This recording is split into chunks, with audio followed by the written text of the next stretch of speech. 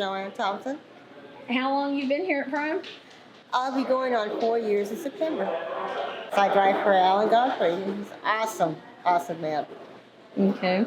So, were you intimidated at all when you first came into trucking, being a woman? Actually, no, but then again, I guess I'm a little different. I researched Prime for 6 months, and I did CR England, and I did Swift, and I did half a dozen other ones, but I kept coming back to Prime, and I love the way that their pad was. The training pad was just awesome, and I don't know, there's just something about it that drew it to me. I heard bad stories about CR England, and it's like, you kind of have to take it with a grain of salt, but Prime won. Well, that's awesome. And how long have you been driving for him? Oh, I've been driving for Alan for 2 years. Yeah. So you drive solo or team? I originally started driving solo and loved it. And now I'm driving a team with Alan's wife. Oh, okay. But she's going to be going on to a different truck, right? She'll probably be going back onto his truck eventually, yeah. Well, once they get the new truck, yes. So did you ever consider becoming a trainer? No. No? No. Wasn't for me. It just wasn't for me. So you said a minute ago that you are 4'9". No, I'm 5 foot. You're 5 My mother was 4 foot. Oh, I'm sorry. Okay. So you're 5 foot tall. Yes. So do you find that challenging at all? No, not really. But then again, since we're vertically challenged, you work a way around it.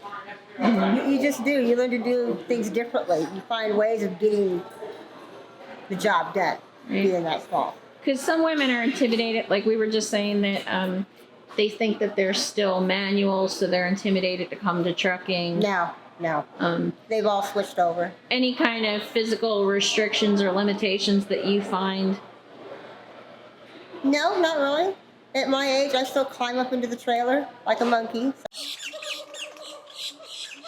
You said at your age, and I'm not going to ask. Oh, I don't mind. It's just a number. I'm 60 years old. So. You're kidding me? No.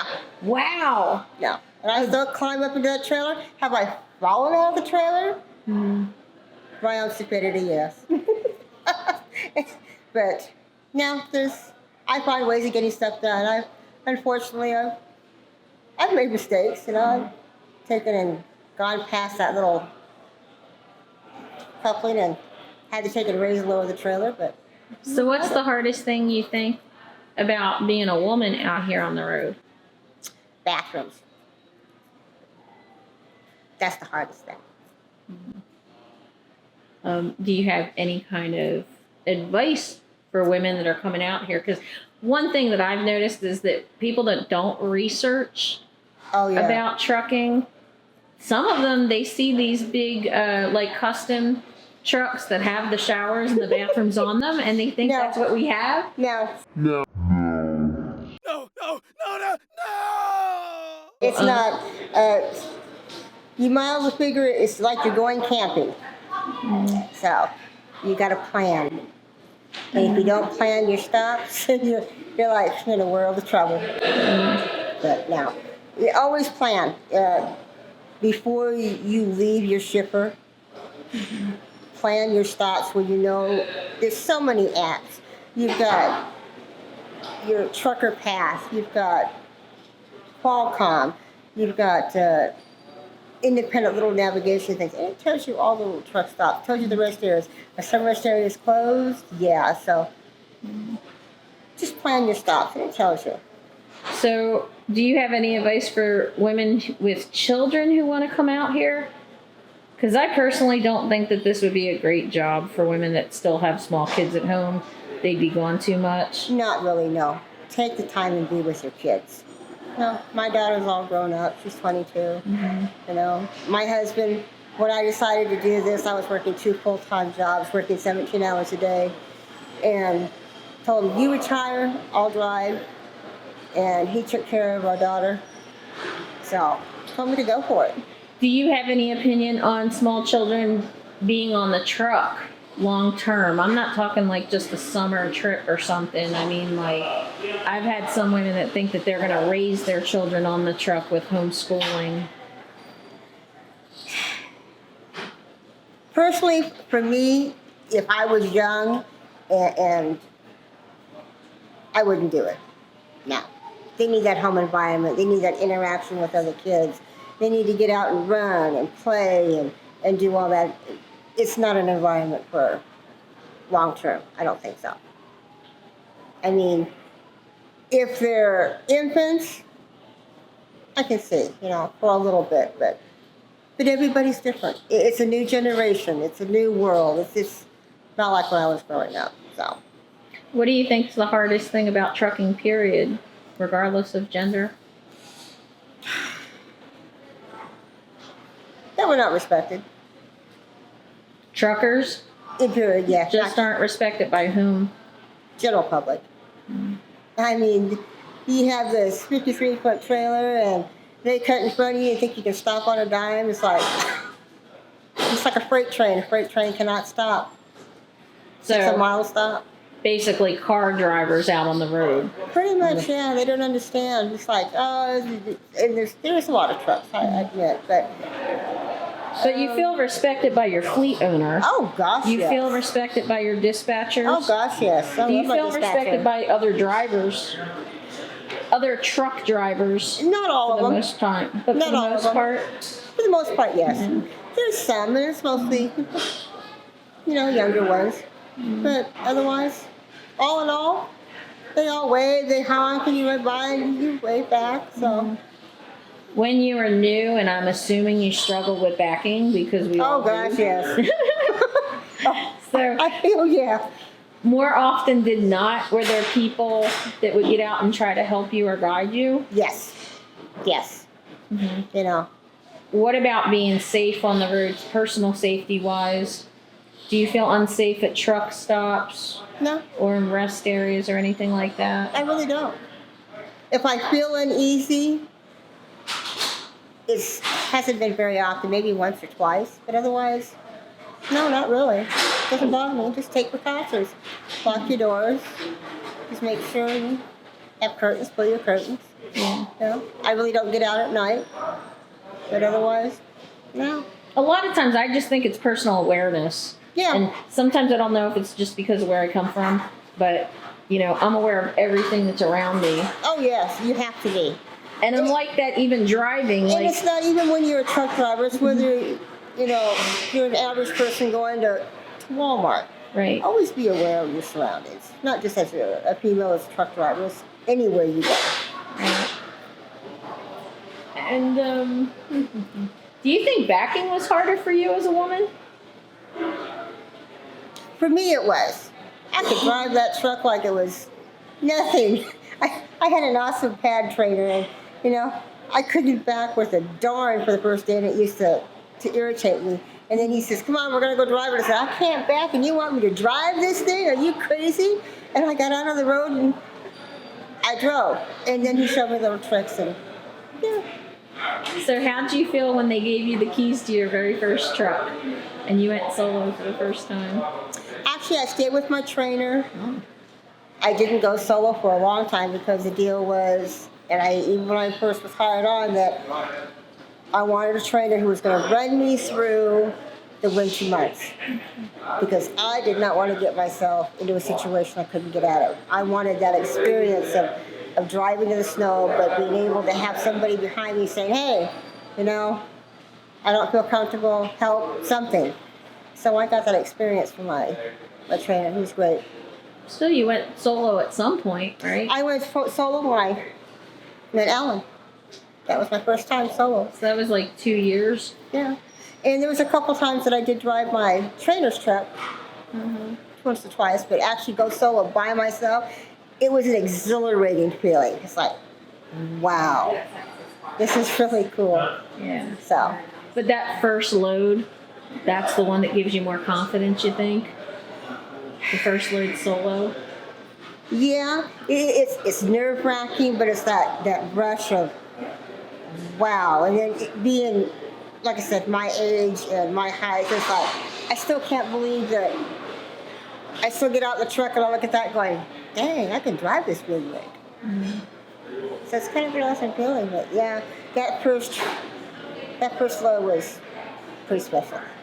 At what point do you think your backing really improved to the point that you noticed it? I started backing in and I didn't have to take and do too many pull-ups. It's just so like a year, 6 months, 2 years? I would say a year. A year? Do you still have your bad days? Oh yeah. Mm-hmm. I still have my bad days. But everybody does. I usually tell people, by the time you get to your 2 years, you're not scared and nervous anymore. No. But like he said, you kind of think of it as a puzzle. I have to get this It is a puzzle. And figure it out like a riddle.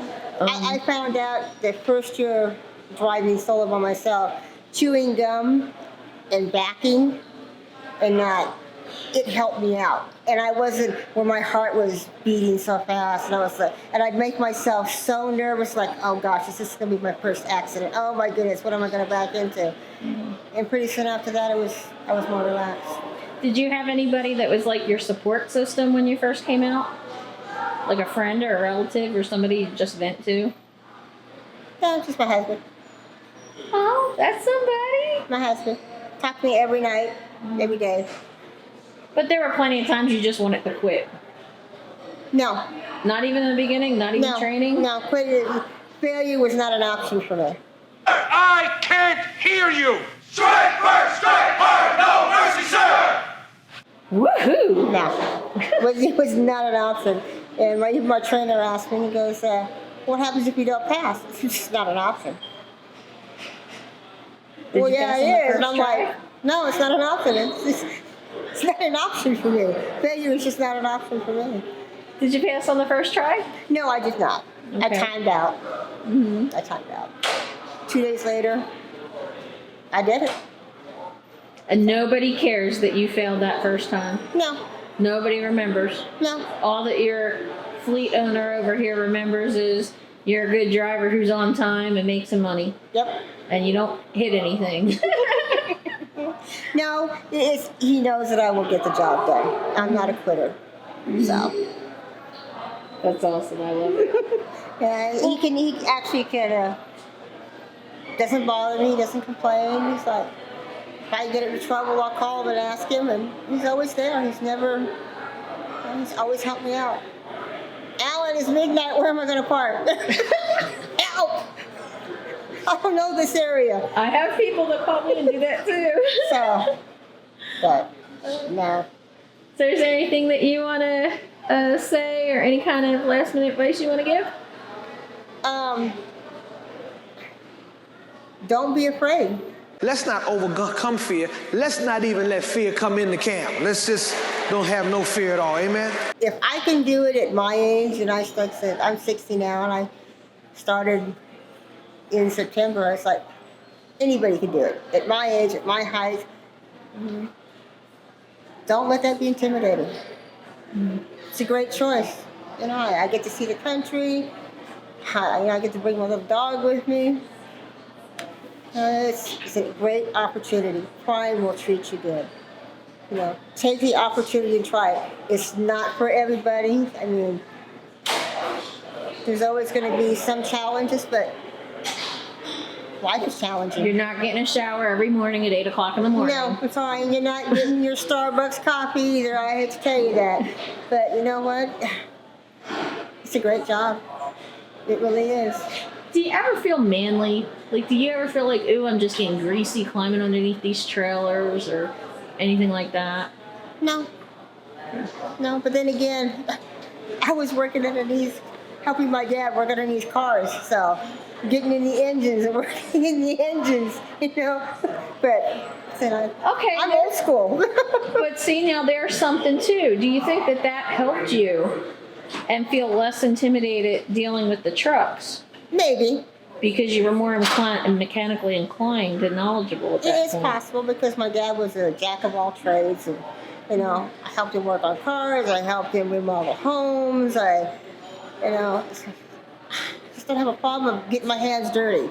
That's the thing. You're gonna get your hands dirty. You're gonna get dirty. You need to pull that pin. You're gonna get grease all over you. It's like, well, if you're worried about getting dirty, it's not for you.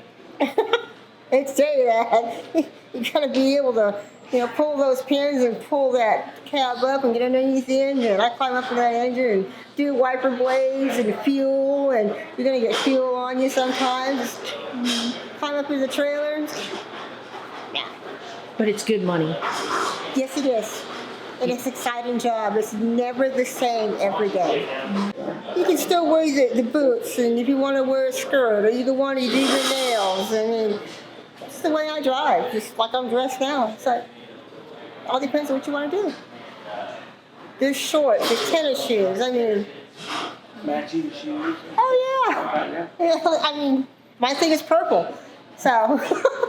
Well, it looks very good on you, and I don't know if the light can show your hair, but your hair's violetish purple too. Yeah. And it's plum, I guess. Plum. Yeah, violet. Cool color. Yeah, but I mean, being a truck driver doesn't mean you can't be feminine. There you go. If you're a female? No, not at all. You can spruce up your whole entire cabin with, purple stuff or blue or reds or, yeah, doesn't mean you have to lose your feminine. So how often do you go home? I'm lucky. I get to go home about every week. Every week? Yeah. Wow. But Alan, I'm going to come drive for you. She's driving. We have one dedicated route that we Yeah. So they're doing it right now while I was training. So I'm pampered right now. Yeah. But most of the time when I'm driving solo, I try to stay out 4 weeks, 5 weeks. But like I said, now that I'm a single parent, There's some challenges. yeah, it's going to be some challenges. You want to say hi to your daughter? Hi, Sasha. I love you, baby. All right. Well, any last comments? Go for it. Just do it. Awesome. Do it.